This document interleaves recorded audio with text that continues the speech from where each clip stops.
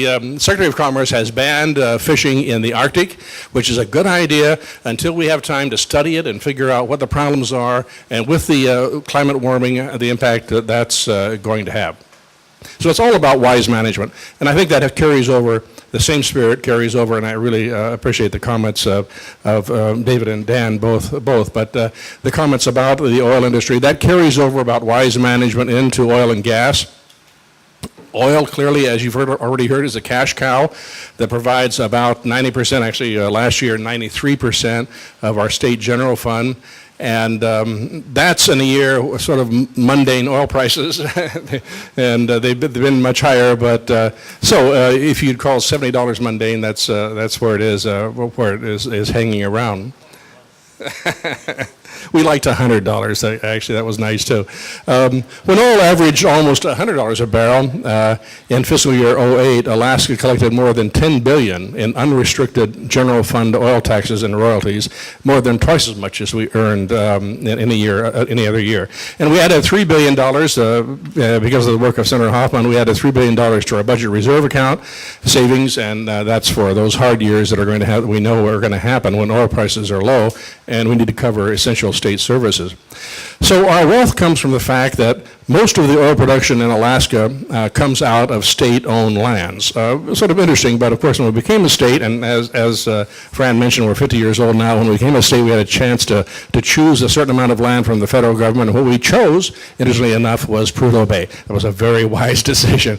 One of the richest oil finds in the world, and we said, oh, now that's what we're going to claim, and we did. And so we collect royalty share from that production, generally about 12.5% of the oil flow. We also assess a production tax on the value of the privately owned 87.5% of the oil that's owned privately. We also collect corporate income tax on company profits and a state property tax on their assets, the oil company's assets, the production and the development and transportation assets. So that adds up to a pretty hefty bite, but the Alaska Constitution has unusual, unlike many Constitution gives very clear instructions to us legislators. It says we're to manage our commonly held resources for the maximum benefit of the public. That's our job. That's what the Constitution says.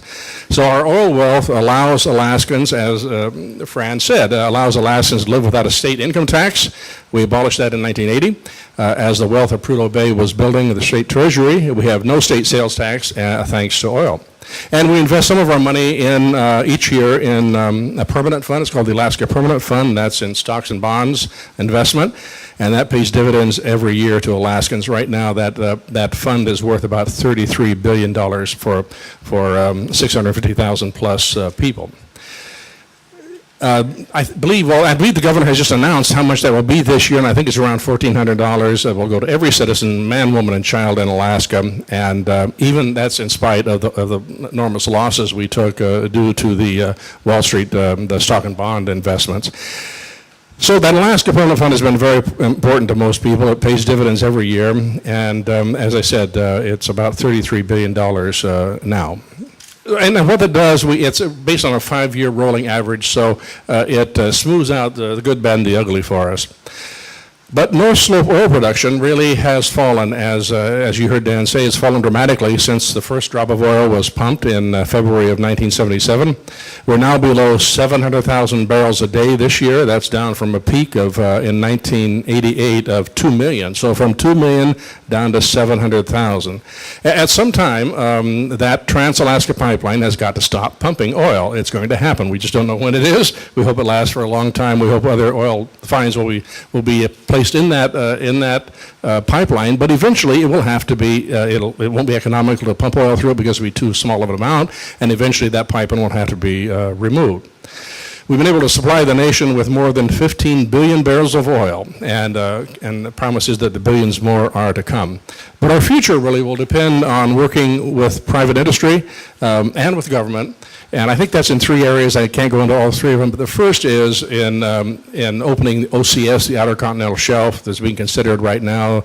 The Secretary is dealing with that issue of allowing development of the Outer Continental Shelf for oil. It occurs in the rest of the country, but is not occurring in Alaska. The second thing is an opening ANWR. That probably will not happen in this Congress, but that's a very rich area of oil, Arctic National Wildlife Refuge. And the third thing is in the gas line. That's extremely important to us.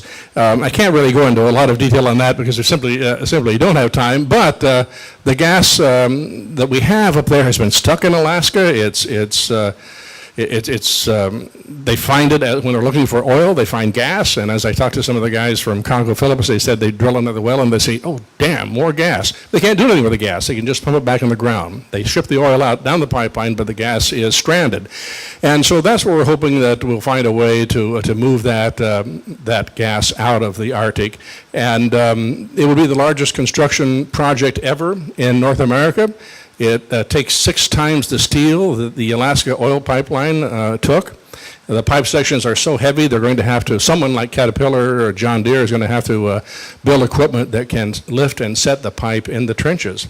But if we can pull it off, America will have a secure domestic supply of clean burning natural gas for decades. So hope for the best. Thank you very much.